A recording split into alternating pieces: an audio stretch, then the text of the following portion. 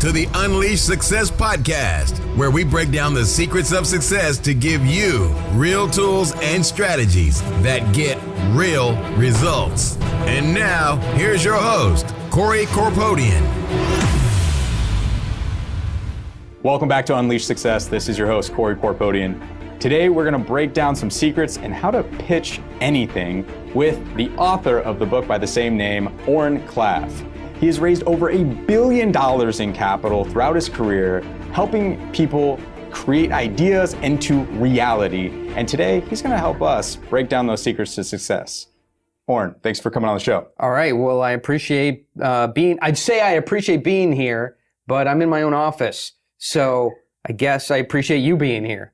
Well, I appreciate you inviting us into this awesome office, by the way, which I feels like a kid in a candy store. You got these awesome dirt bikes behind us and a lot of really cool cars. And so I wanted to get started with, before we get into the book and pitch anything and how to really kind of create a presentation that kicks ass, how exactly did you get started with this idea and this method? Yeah, sure. So I think I got started with this in the same way that everybody who figures any formula or system or method out is deep frustration, sadness, pain, agony, sleepless nights, and uncomfortableness, and going, that's enough, right? And then I think the other piece and so pain, a lot of people have pain and frustration and all these kind of things, and they don't solve things. I think the thing that tips people over is they work next to a natural. Somebody who does it seemingly so easy with no training, just seems to have the whole world figured out in the palm of his hand. And in the exact same thing, you've got these incredible frustrations and difficulties. And you go, why has he got it so easy with no training, no special skills or mentorship? And it's so hard for me. There's a glitch in the matrix. I'm going to fix it.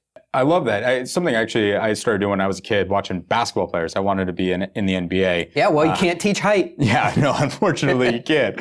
But I was learning about crossovers, and I remember the idea of visualizing what they were doing, and they looked like they were natural. Sure, they had hundreds and thousands of hours, but the idea of modeling someone else's success, and that sounds like what you did pretty well. Yeah, so reverse engineering. So right. I had a partner, and he just seemed to stride onto a phone call. Everybody'd be laughing. He'd make the perfect joke. He'd talk about the project or the deal, from 360 degrees, and people loved it. And, just call him John. John, when can we talk to you again? And he's like, I'll talk to Oren. And then, wah, here comes the buzzkill. And within 3 minutes, everybody's like, oh, I got to go. Well, that sounds interesting. So some information.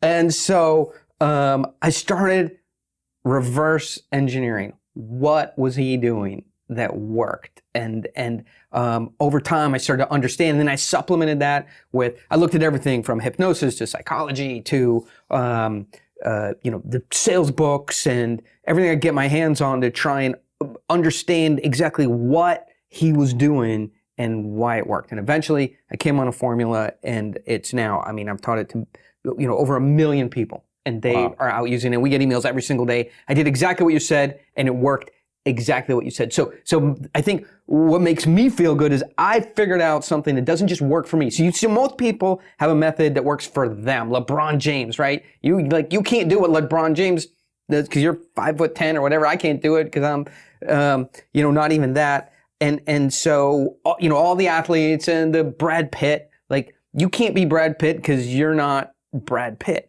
Where the magic comes from is when you have a method that anybody can follow the steps, add a blueprint, and duplicate to success. And that's what I'm most proud of, is come up with a method for pitching anything that, we have CEOs who have very difficult to understand accents. They're from India or they're from Australia, deepest Australia. You can barely understand them. It works. You got people from China, with very strong accents, and they're introverts. You don't have to be a backslapping, frat boy, with tons of connections and out drinking and, talking about women and cars and all that kind of stuff for people to like you. Those are just symptoms of some other things they're doing. So that's, what happens is we see this surface behavior that people are doing, and you think, I got to be like that in order to get the results they're getting. But you strip that all away and you see what's left.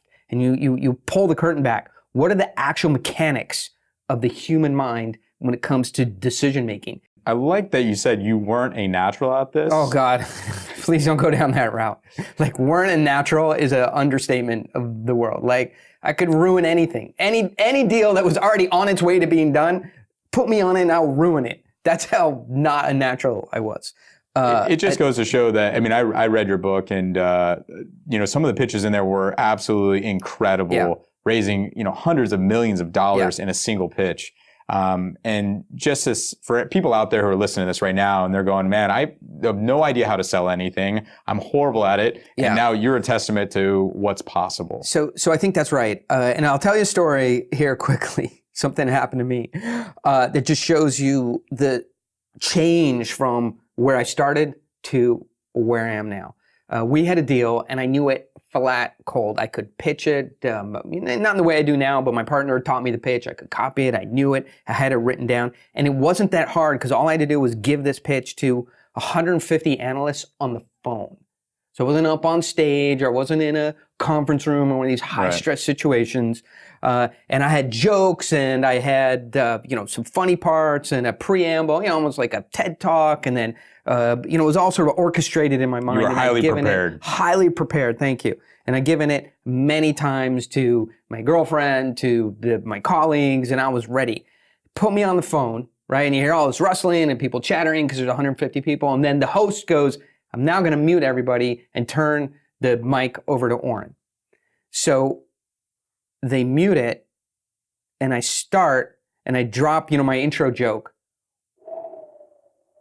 Tumbleweeds. That's I'm tough. used to feedback. Right. Ha. So now I'm going to panic, right? Because I don't know if the joke worked and my timing's off. And my brain starts to get into panic mode. And then I forget the next part. I'm rumbling with my notes. My notes aren't in order because I know it. And the whole thing falls. And it was terrible. You forgot that they muted the audience so they couldn't even laugh. You could hear it. I didn't have the experience. I didn't, so what I learned there is we are validation seeking machines.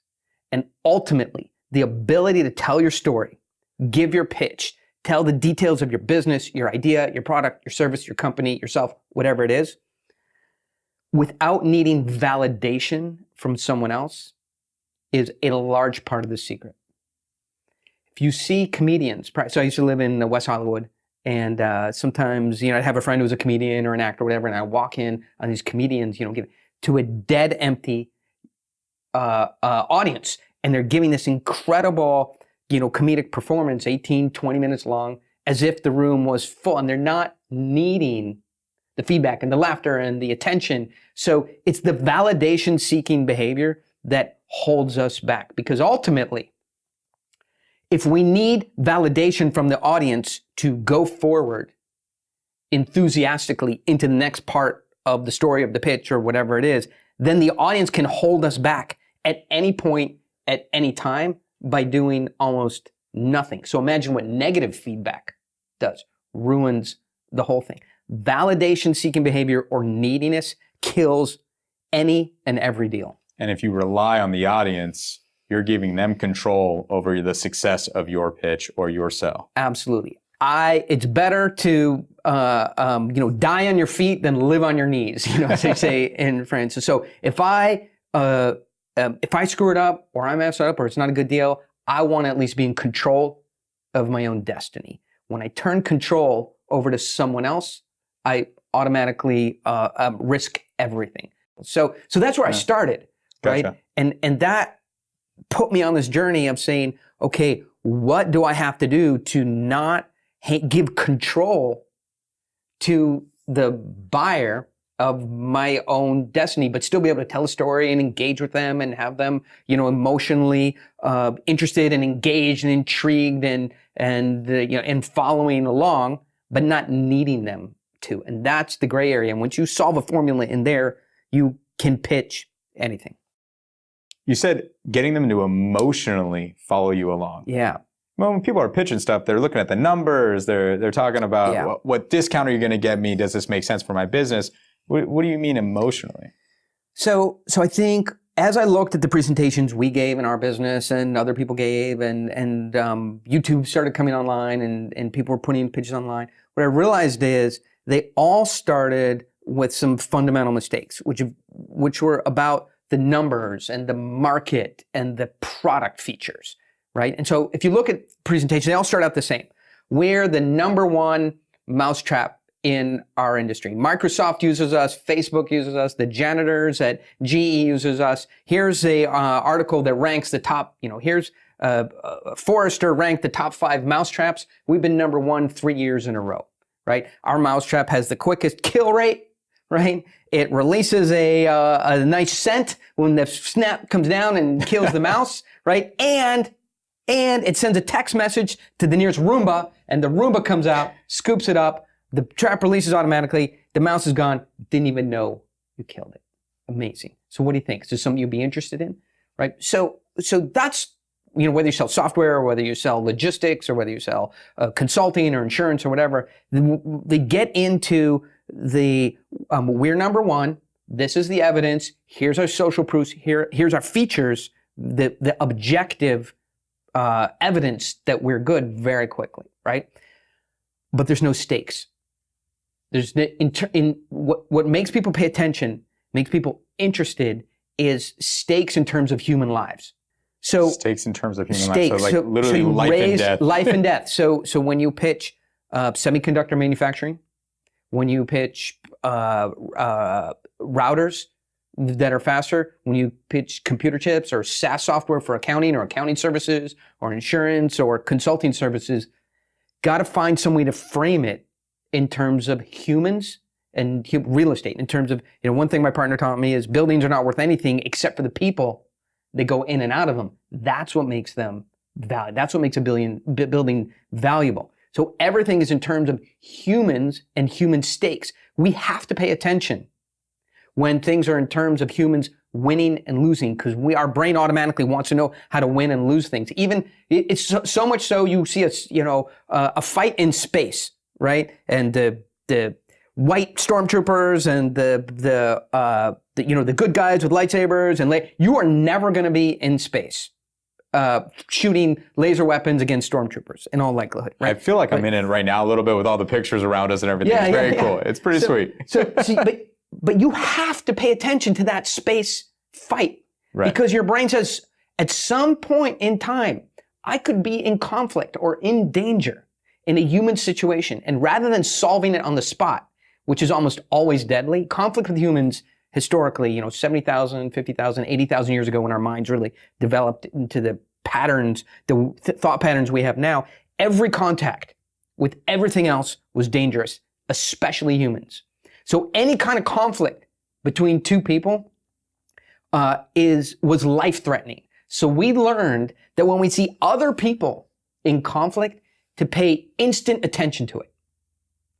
Because our mind knows that conflict is so dangerous. We want to learn from other people's stories, other people's situations, other people's how they got out of it alive. So we don't have to solve it on the spot in a dangerous situation. And you know that, right? So if I yell right now, Tom and Susan are outside throwing, swinging at each other, this podcast shuts down. Everybody runs outside to see what's going on. I got to see what's happening in this conflict. So a pitch should start with conflict, not niceness.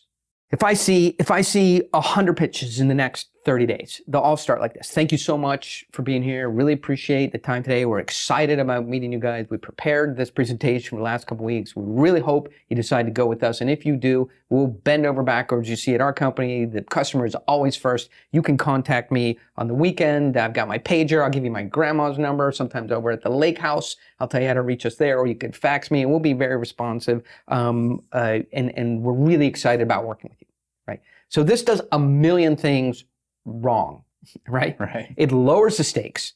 Yeah. It lets the buyer know, I have you. You're an option. You're not going anywhere.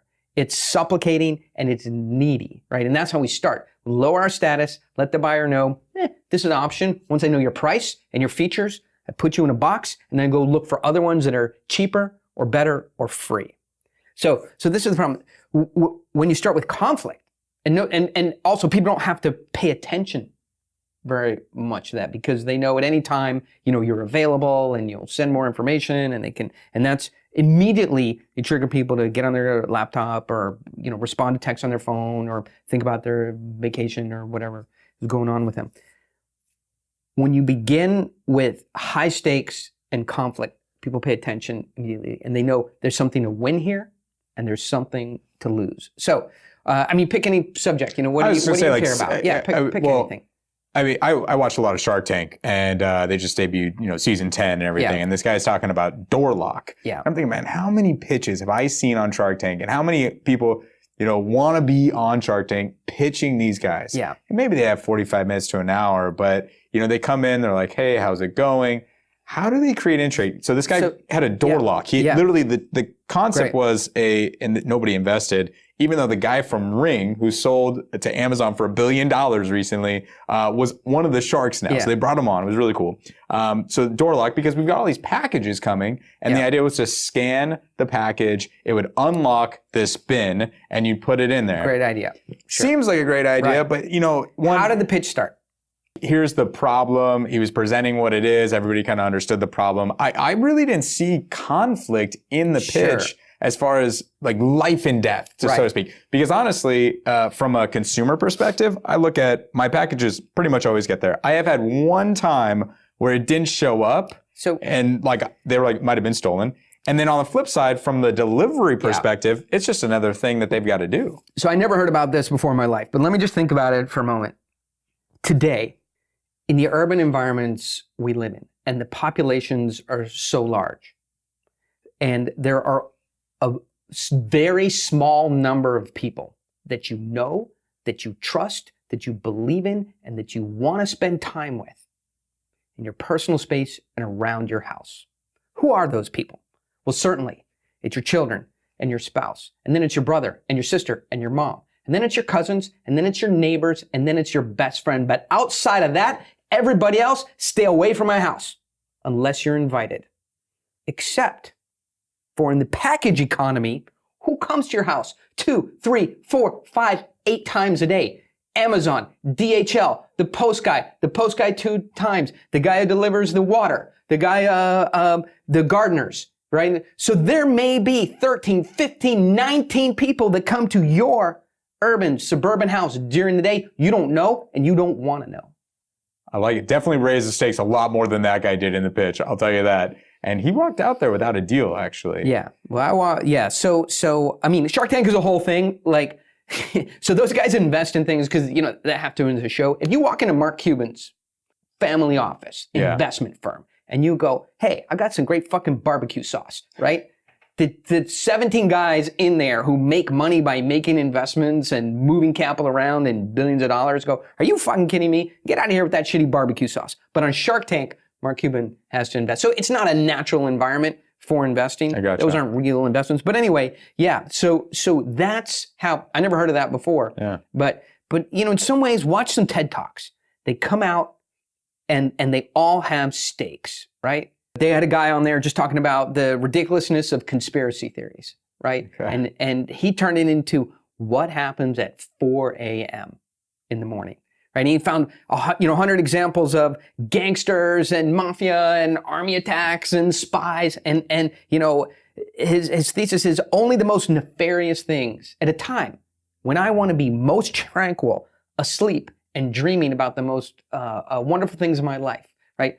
4 a.m., lots of notorious things happen. And then he goes into that type of conflict. If they want to talk about, motivation, they'll start off like, what happens when your heart stops? Mm-hmm. 3 years ago, I found out. And for 2 minutes, I was no longer here on earth. And what happens during that time would amaze you.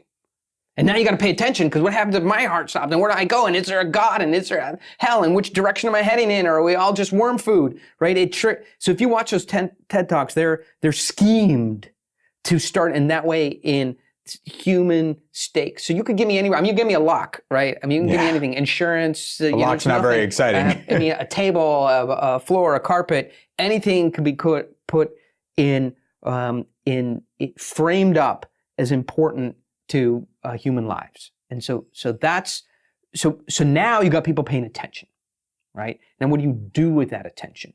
Yeah. And so for me, once you have somebody's attention, it's framed up in human life. So one is, what's interesting to me is it is a incredibly well-respected and regarded executive capability to talk for a few minutes, but not about my company or my product, right? Because everybody comes in, they don't know what else to say. So they start with the facts, because the facts are safe. Like we have the #1 lock, our lock turns off automatically. We won the TechCrunch Award in 2017, and we won the EPI Award in late 2018, and we just hired 15 employees, and we got $3 million of venture capital from Kleiner Perkins, and we're now distributing. Those are all facts, right?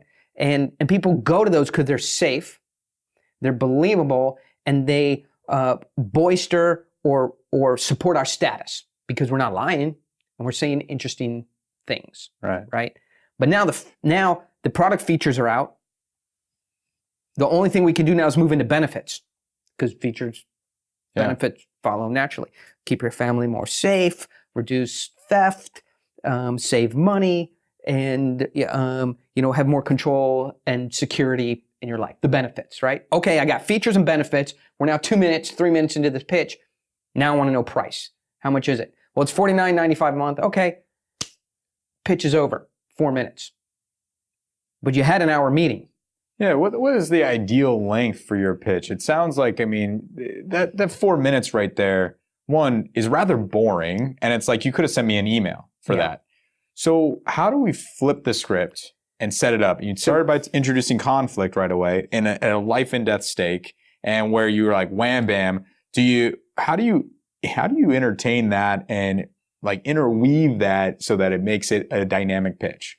Winter is coming.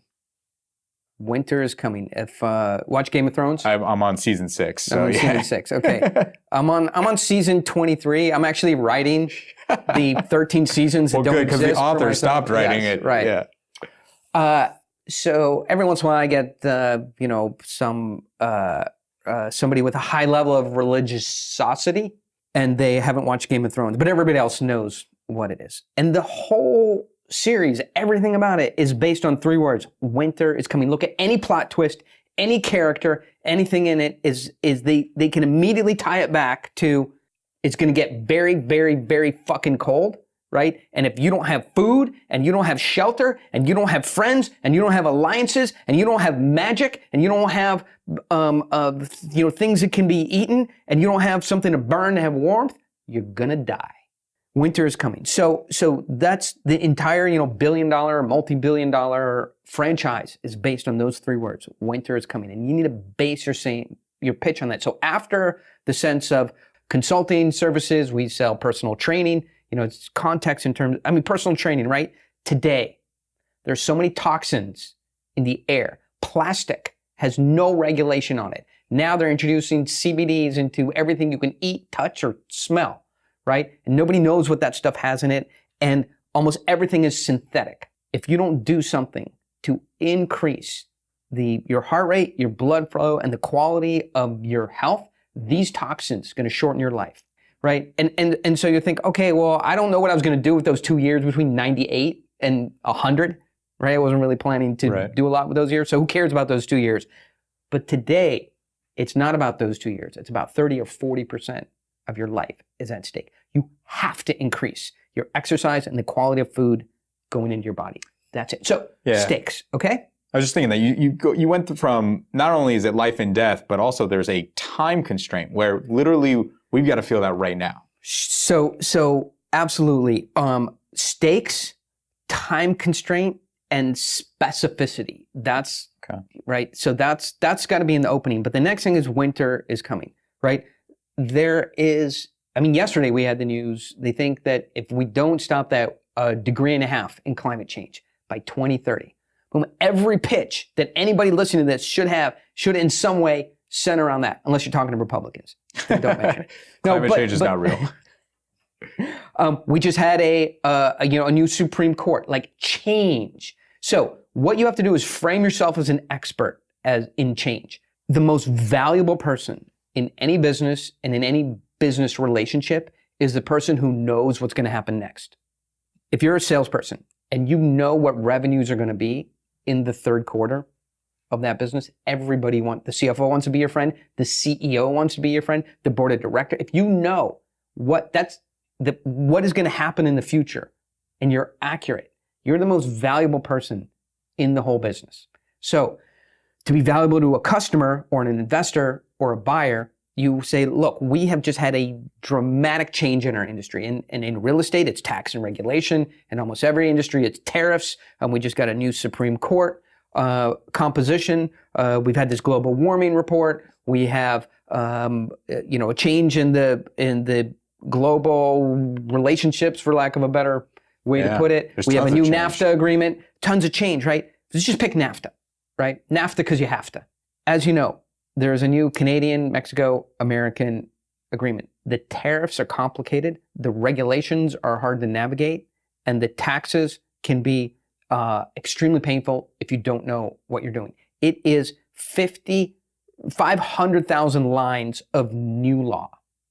You get that wrong, can affect your profitability for years.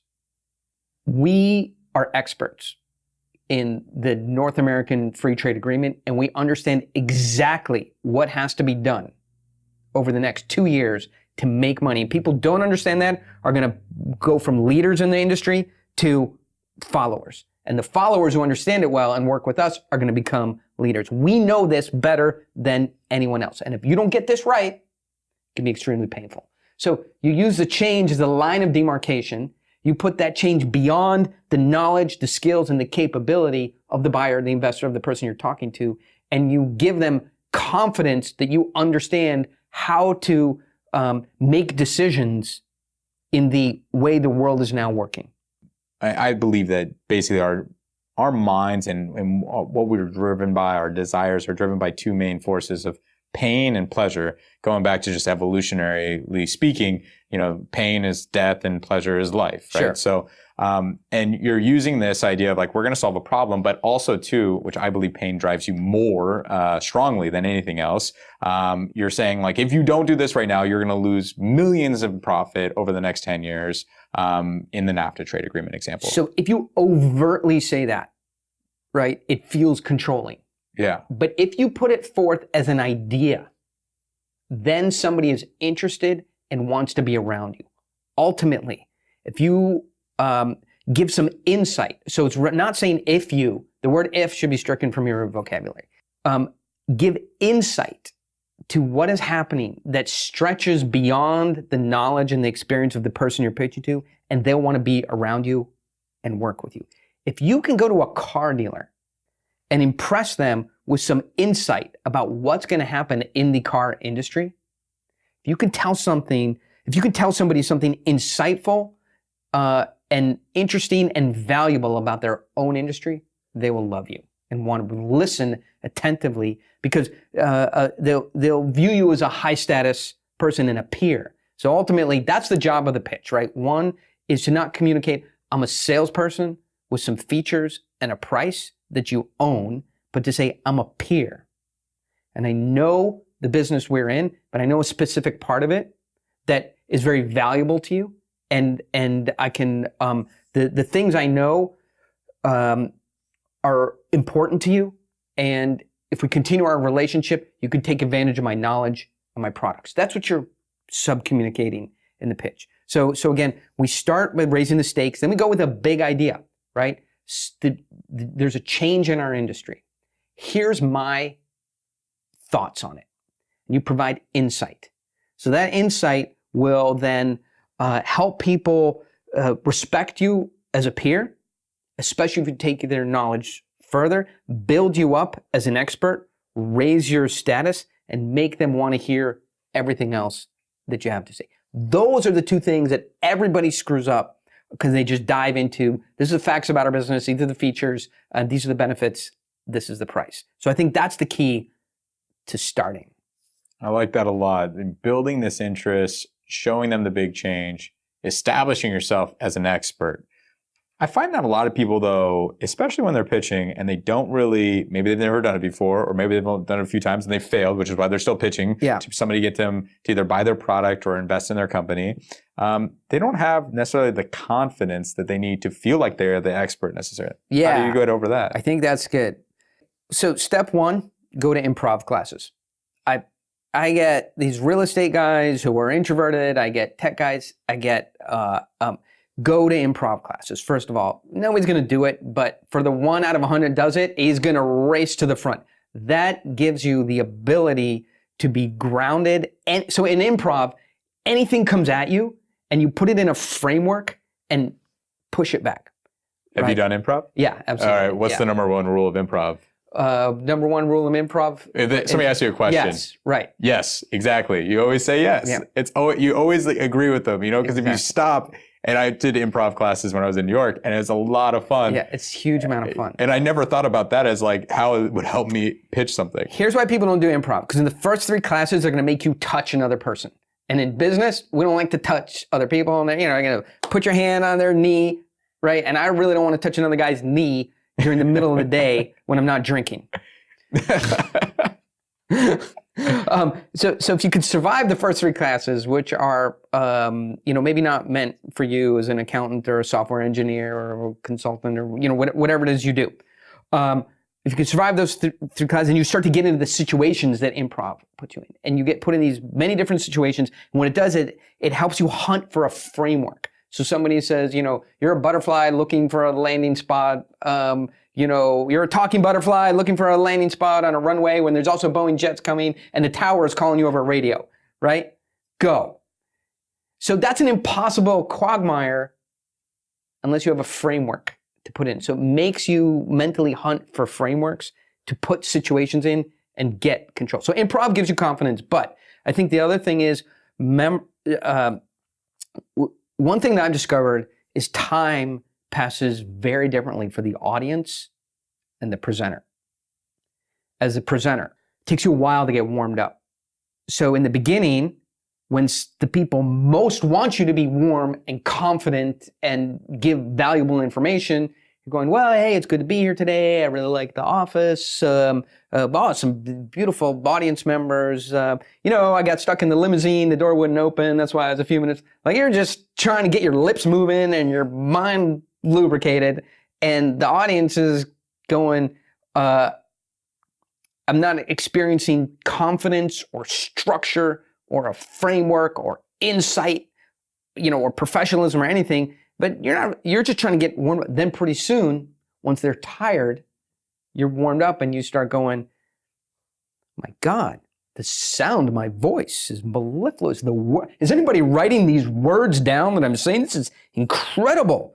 So you start to get comfortable with the things, you're saying and the sound of your own voice. You look really comfortable right there. I appreciate that. Amped up.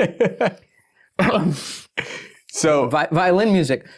So you're presenting and you're sitting there and you're like, all right, you're say you come out with conflict. How do you keep your energy, not just your energy high, but their energy high, so that they're not sitting on their phones while you're trying to give your pitch? Right. So there's a million questions in there. Let's just take this sequentially. Memorize the first 300 to 500 words. Okay. That's going to get you moving, get your lips going, get your brain engaged, and give them something to chew on that isn't, I'm sorry I'm late, I couldn't find a parking spot. Really, motherfucker? You came here to ask for $2 million? You couldn't get here on time or find a parking spot? What else is good about you? Right. Okay? I say that guy, I can't tell you how many presentations, I'm sorry I'm late, couldn't find a parking spot. Get the fuck out of here. So, not important enough to you to come on time, right? That's what they're saying almost. Absolutely. And if you are late and things happen, then you just say, hey guys, we're going to speed things up because you guys can't figure out how to, in this city, how to give enough parking spots for the business people who kindly come visit you. Now. That was a good flip. Good a reframe to be able to shift it so it's not your fault necessarily. But there's no need to make yourself look bad in front of people who are already skeptical. Okay? Your job is to raise your status, not lower it. Yeah. Okay? So I don't want to control people. I don't want to manipulate people. I just want to share with them my understanding of what's changing in the industry and how good we are at creating value in the new world order. That's all I want to do, right? No one will listen to me until they believe, this is the problem, until they believe you're a peer or a person of high status, not going to listen to you. So you got to memorize those first 300 to 500 words because you know they're good. If you think about a comedian, right? I love going and you've been in improv and you've seen comedy. Like the job of a comedian is to make you feel like he was just walking down the street and somebody goes, hey, you know what? Chris Rock can't show up tonight. Would you mind filling in? Oh, sure. Why not? He just stepped on stage, came up with a couple ideas and started rambling. That's what a great comedian is, right? Makes you feel like he's never said this thing ever before. He's just coming up with it on the spot, right? Yeah. So the randomness is what makes it the feeling of it's not packaged and it's off the cuff, but it's still good, is what raises your status. So the first 300 to 500 words. Think about how many words do you think you speak a minute? Oh God. Sometimes I say I talk fast, but 50? I don't know. No, you speak 120, 130 words a minute. Oh, wow. Okay. If I really get ahead of steam, like I'm doing right now, this might be 165, 170 words. I mean, I can move up the gust of 200, but then you sound like an auctioneer. Anyway, 220, 230,000 sold. Probably an auctioneer is probably at 250, 280 words a minute. Speaking, on a podcast, you're probably 120, 125 with gusts of wind. You're up to 160, 165 words a minute. 3 minutes at an average speaking pace is 360, less than 500 words. 360, 400 words. Memorize a goddamn 300 words a minute. Give you confidence. Let something you are practiced in. So ultimately, the great pitch is not something that you wing. It's a performance that you know and are confident in, right? And that affects the levers of the human mind. You don't have to customize it for the specific audience that you're getting. That brings up a really great question about your audience, because I feel like some of the methods, and even in your book and just what we're talking about right now, would probably work pretty well with me and my personality. But sometimes people might be a little bit more reserved. Sometimes people are more focused, like, some people are like, I don't really care who you are, what you do, but if you save me 10 cents on every single product, you're in, right? How do you gauge your audience? And you say you don't really have to shift it too much. Like, what are you going to do then when somebody's a little bit different? How do you blanket the audience to be able to still keep them engaged? So my feeling, this is one of the fundamental curses of selling today, is young salespeople trying to gauge their audience and change their presentation in a moment's notice.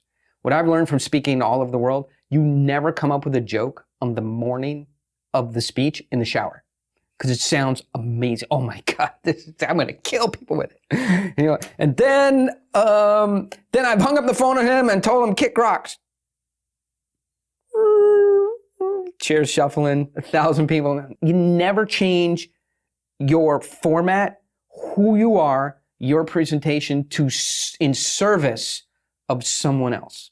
Okay? Now look, we're having a lot of fun here and we're swearing and we're joking around, right? But when I go in and ask for $100 million, yeah, there's a lot of this preserved and packaged, but it's appropriate for what I think reflects who we are and what we're capable of and who we really are. If you don't want to sell somebody yourself, in a package, it doesn't really exist, right? So I'm a version of this when I go to give a pitch, but it is also in the language of finance and the language of buyers. But going back, so when you gauge your audience, you say, oh, these guys are stuck up, or these guys don't seem friendly, or these guys seem very conservative, right? So I'm going to act conservative, but you don't necessarily know how to act conservative, and then you're inauthentic. Mm-hmm. This is the problem. When you gauge the audience, try and change a pitch that you already have and who you are to meet who you have just assumed that they are, right? You present yourself as someone who's inauthentic. The great pitch finds the anchoring center of who you are, what you're capable of, what you really know, your integrity, your authenticity, your capability, your desire to help, and your willingness to follow through even when you may have gauged something wrong and aren't making money, right? That's the job, is to communicate all that, whatever it is. If it's not good enough for the buyers, then it's not good enough, okay? It's them, not you. If you have a good value proposition, if you compete in the market squarely with something, you communicate it clearly, you give them a big idea, you put it in context, you explain how things are changing in the industry, what value you guys know how to provide post-change, what specifically the problem is that you know how to solve, your familiarity with the problem, what your solution is and how it works. What else can you do? You've given the great pitch that you worked on.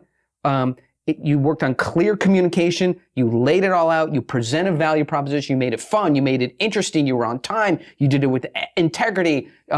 You have examples of how familiar you are with the problem. What else can you give? If that's not good enough for them, then that's fine, right? Now, if it's not good enough for everybody and it fails every single time, there's something wrong with the value proposition. Yeah, let's get into that too. It's just, what are some of the most common mistakes you see people do when they're trying to pitch somebody that results in them failing? I mean, not failing once, because we hit on three of them. Right. Right. Not to talk over you, sorry, but we hit on three of them. And number one is starting off about me instead of starting off with a notion of human lives are changing in our business. Things are at stake, and a decision will be made here today, right? Then, so that's one.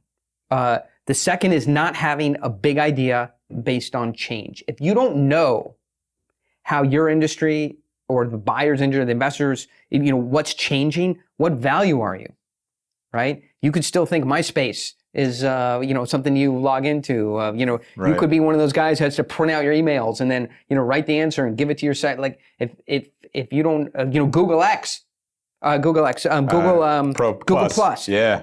Google Plus announced it's shutting down yesterday, right? So if you think Google Plus is still a social network that is, high, so you need to draw that line for people and explain how things are changing. So one is the mistake of starting with statements about yourself and how good you are. That's mistake number one. Mistake number two is not clearly identifying a change in the industry that's important and that we all have to pay attention to. I would say mistake number three that I'll bring to the surface here is most people start talking about their solution before the problem. Nobody really cares that much about the solution until they believe that you really understand the problem. I'm actually surprised that that's an interesting thing, but maybe people are so excited about their product that they just jump out ahead of the gate without adequately describing the problem. It's not that they're excited about their product. It's that they are nervous, want credibility, and features or facts give them the ability to talk in a way that's truthful, honest, and credible. So here's an interesting thing. As you're going over these different mistakes people make, I'm thinking to myself, okay, what if you do give a great pitch? You knock it out of the park, and at the end the guy goes, that was awesome. I have to think about it. Sure. Happens all the time in sales, happens all the time in pitches. You know what, we're going to take a few days to think about this.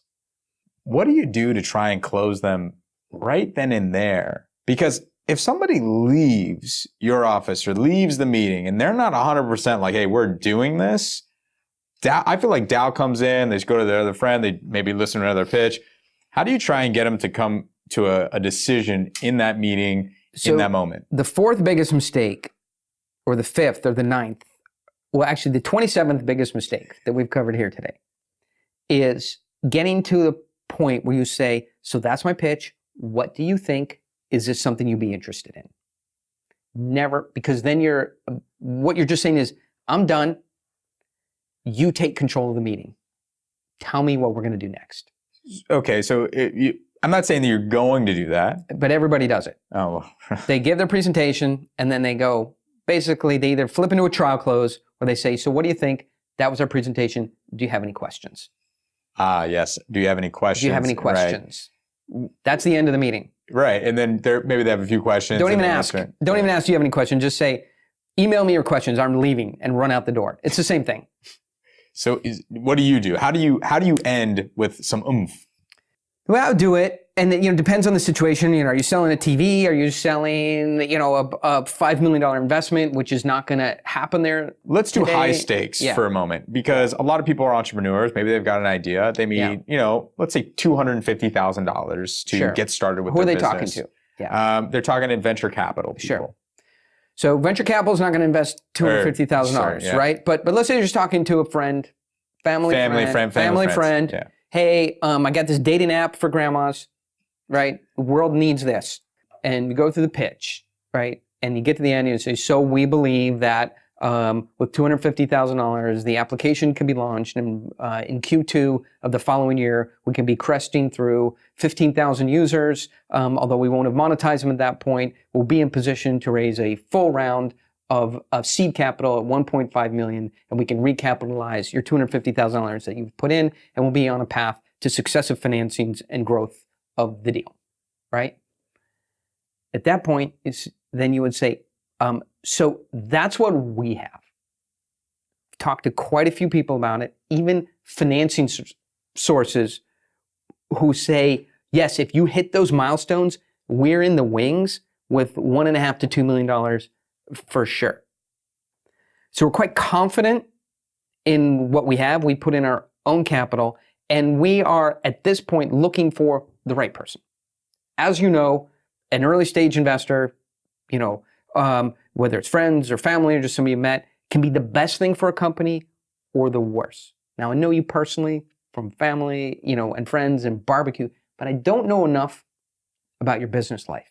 And so if you handed me $250,000 right now in cash, I go, why are you carrying around $250,000 in cash? But if you handed me a check or you said I'm in, I would have to, unfortunately, and as painful as it be, say, I'm not ready to take it. I don't know enough about you yet in terms of, I know you make great barbecue chicken and you love to play with the kids and you don't mind if we switch football. And those are all great characteristics. I don't know shit about your business life. Sorry. I don't know. That's right. I mean, I don't know enough about your business life for us to say, let's jump in. I know what we have. I know we have momentum and I know we've done it right. I'd love to hear some of the things that you've done that make you a good fit and will let us work together and communicate together and be the right people to do this for the next 2 or 3 years. Can you tell me about yourself? And what happens is if you've given a great pitch and you've organized the information in their mind in the way that they need an answer to all their questions, they're going to now pitch themselves to you. And that's where you want a meeting to go. Because if somebody won't pitch themselves to you and tell you why they're good, they're probably not a good buyer, probably not a good investor, probably not a good person to work with. So that's the turn that you have to make happen. In my head, I'm almost thinking, is that a tactic? Because you really want their money, but at the same time, if they're not a good business partner for you, you'll be in a world of hurt later on. So that's very insightful, Corey. And I think you're touching on the thing that's most important. A lot of people will do that as a tactic, but the question needs to be authentic, right? Even if you're selling cars, right? So we just bought a Toyota 4Runner, right? And the salesperson said, I just want, it's hours of paperwork for me to write this thing up, right? Because they don't negotiate on price anymore. The price, they publish it and you see it online and you get it on eBay. I still negotiate the price. Come on, man. Give me $500 off. So my wife's Range Rover broke down and she was away and I'm like, I need to replace it, right? So from this office, I looked up dealerships, right? I'm like, oh, there's a Porsche dealership 4 blocks that way. So I walk to it and I go, I'll take that car, right? And they go, oh, well, we'll set up a test drive. I'm like, no test drive, right? They're like, well, we'll get you through the features and I'll bring out Tony and I'll explain it to you and drive around. I'm like, I don't want to drive it. I don't want to know the features. Sell me that car, right? Right. And they're like, well, we'll put you in finance and you can talk to the manager and you can figure out a price. No, I want the price that's on the window. I will pay that. Like, there's no way to buy a car today if you just want to buy it. Sounds crazy, right? So They should pay attention when you've actually sold somebody. Just stop talking and give them and sell it to them. Well, they have a process because it's not really like a heavy negotiation process. Like, you know, they take off $1,000. That's it. No more, no less. Gotcha. But the job is to say, listen, something that I got to write this thing up, right? These Forerunners in this color, we literally, you know, we sell everyone we have. So I'm not trying to sell it to you, but I now have to go in, write the whole thing up, mark it as sold, do a couple hours of paperwork, get all your information. Please just tell me this is the one you want. I saw you looking at 3. You know, you also told me you were looking, you know, you already got the Porsche, you know, you like that car. Just tell me that this is really going to happen. So I'm not blowing 3 hours on a car that I can sell anyway. So she's not trying to sell us. It's just a true concern, right? And we're like, no, of course, listen. So then I go, listen, I have 11 cars. Let me tell you how I bought each one. She's like, oh God, right? Then, no joke, right? So it's right at the road. It's even closer than the Porsche dealership. It's 2 blocks that way, the Toyota. I'm like, come with me, right? Come with me. So I'm like, I want to go for a test drive now. We didn't even want to test drive it, right? So I make her jump in the 4Runner, walk her down here, and start walking her all around. She's like, oh my God, like it's Saturday. I just need to sell cars. I'm like, see this car? And I'm proving to her that when I say I want a car, I actually buy it by showing her the other 11 cars I have sitting around and telling her the buy story on every single one of them. And so that backfired on her almost by saying, hey, are you a real buyer?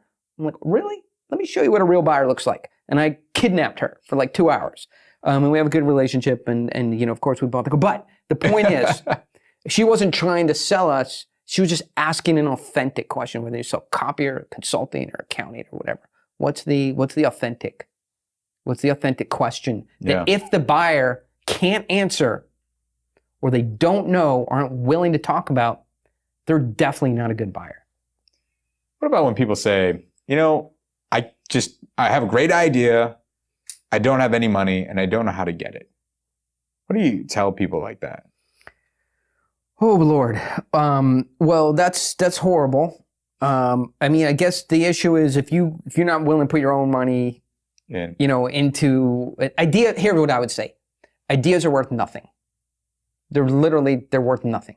What's worth is the experience and the ability to execute. There's a million ideas. A lot of them are great, but they get killed because they look at the person who has the idea at that moment in time and go, that person can't execute on this idea, even though it's great. This is why, you know, you think about like Dropbox, right? That file sharing had been done 75 different times. And whatever his name was, you know, came up with a twist on it and he executed on it and got it going. And Dropbox, you know, became the dominant file sharing paradigm when there already was many, many different file sharing schemes. It's not the idea, it's the ability to execute. So people come to me today, right, and they go, this is the other thing is they go, hey, I have this idea and I'm looking for $3 million. I'm like, listen, that's not contemporary because at Y Combinator or TechCrunch or all these incubators, you know, they throw them in, they give them $50,000 an idea and they come up with a business. You want $3 million. So for an investor who can give this company $50,000 and come up with a business, you want $3 million for the same value proposition. It doesn't make sense. I can get, you know, dozens of businesses for $3 million from a raw start, not this one crappy brick stretcher, whatever it is you came up with. So that's not a good setup is I have an idea and I need money. What is a good setup is I had an idea, I put my own money in. I didn't come to you when it was an idea. I didn't come to you when we had no idea if there was a market. I didn't come to you when there wasn't a single buyer. That was on me and my family and my friends. We put the money in, right? Now with $250,000 in, we have customers, we have the application, we have product, we have revenue, we have recurring customers. Now it's time to scale. And I'm professionalizing the investment. That's what I'm talking about. Yeah, and how does the pitch, obviously friends and family, I love what you said about making sure your friend or family is actually a good business person because they're going to be your partner for the long run. Especially if they're investing early, they're probably going to have a sizable investment. What's the difference from taking that pitch? What do you do differently when you're pitching for a couple $1 million? Yeah. So I think fundamentally, when the dollars go up, I mean, you're just the fundamentals are the same because the mechanics of the human desire. People want what they can't have. People chase that which moves away from them, and they only value that which they pay for. Okay? Totally. So those mechanics are all the same. I think when the stakes go up to $3 million, $5 million, $50 million, there's a higher requirement to speak the language of finance, or to speak when one buyer talks to another buyer, they have a language. So for example, when two Corvette dealers talk to each other and you go, hey, listen, I've got a late model 17 with a 5.1 LS1 and I've got a 18 with the LS2 and the track package, but I really need 3 red 2016s because of the market we're in, right? And you go, okay, I'll give you an LS1 and LS2, 2 16s, and we'll give it to you at the market window. Done. You know, whatever language they have, you know, so when you come to an investor with the language of an entrepreneur, it's a problem. Because they have to convert what you're saying with a decoder into their language. And they're less likely to do a deal with you because, yes, you're sophisticated about your business, but you're not sophisticated about financial transactions. And so they are going to charge you a higher price. In other words, give you less money or take more of the company because you don't know the language of finance and you're going to have to learn it on their watch.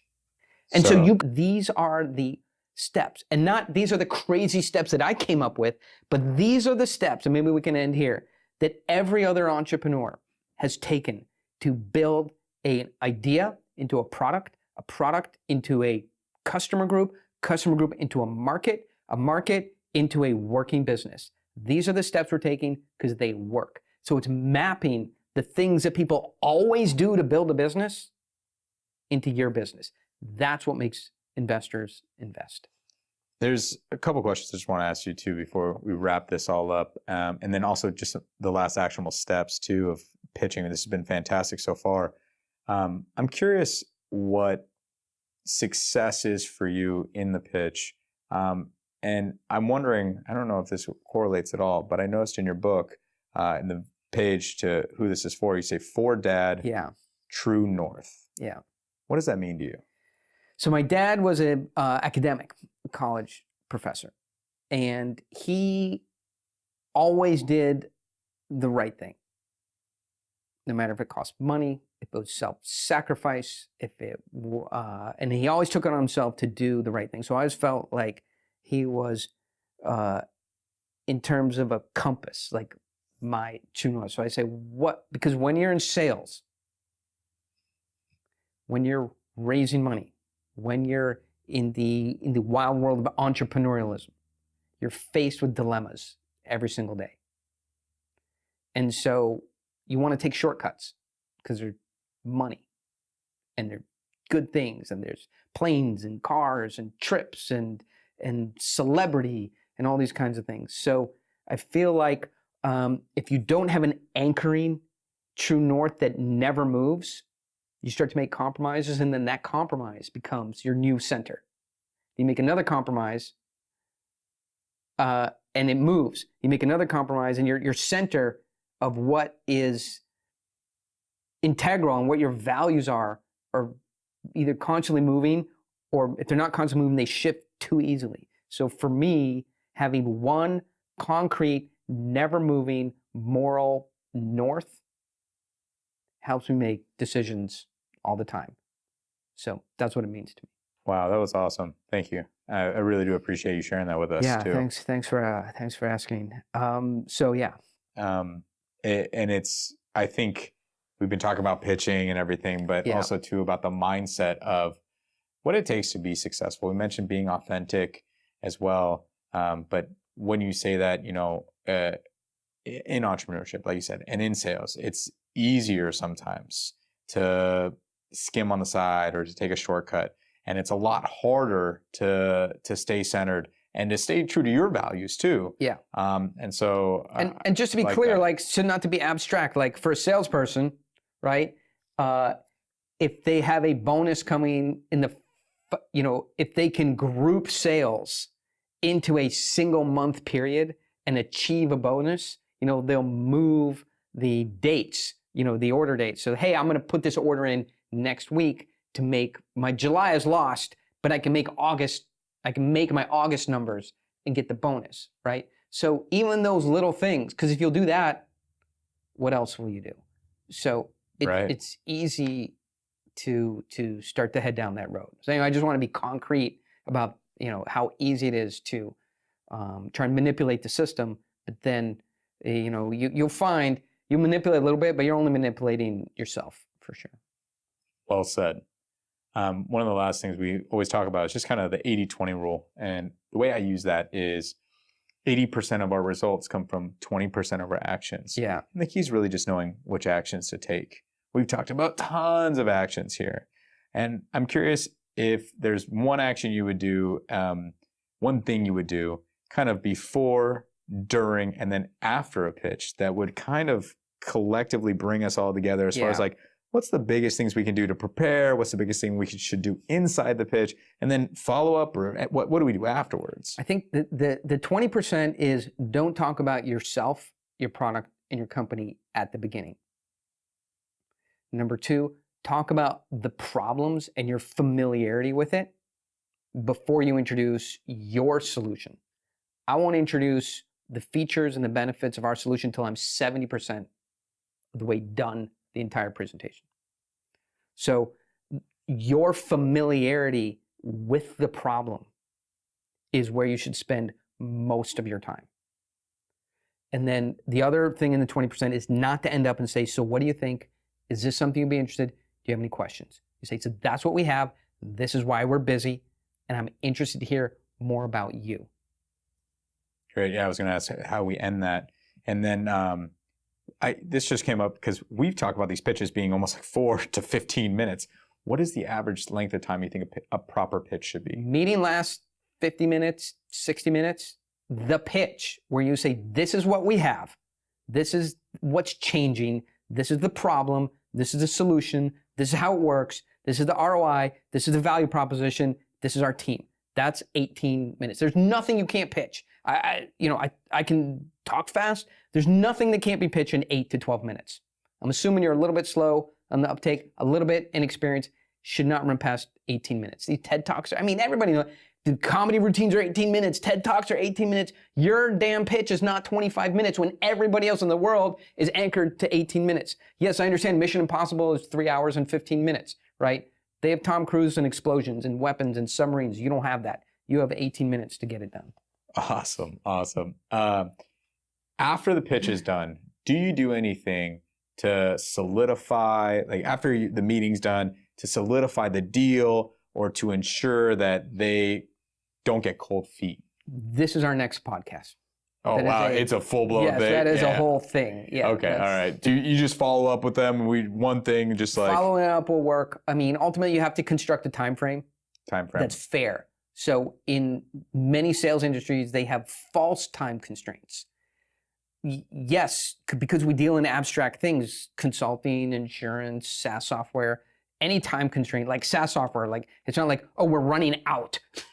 We can't ship you anymore. Yeah. Right? I went to buy a Ford truck one time, and they're like, oh, you want a black F-150 XLT? Okay, right? Is the most commonly sold vehicle on earth for the last 50 years. You have one. Don't tell me you can't find one.